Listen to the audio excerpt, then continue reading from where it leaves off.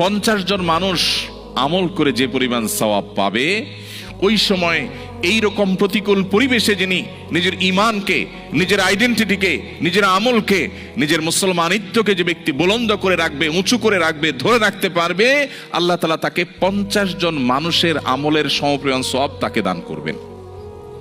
তিনি নামাজ পড়বেন 1 রাকাত, সওয়াব পাবেন 50 রাকাতের। তিনি রোজা রাখবেন 1টা, সওয়াব পাবেন 50টার। তিনি হজ করবেন 1টা, সওয়াব পাবেন 50টার। সাহাবীরা অবাক হয়ে গেলেন নবীজির এই কথা শুনে। তখন তো সেরকম কোনো পরিবেশ ছিল না, ঈমানের জন্য অনুকূল পরিবেশ ছিল মদিনাতে।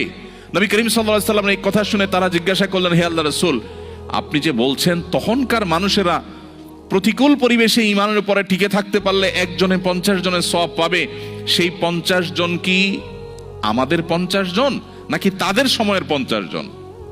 নবীজি তখন বলেছেন, আরে না,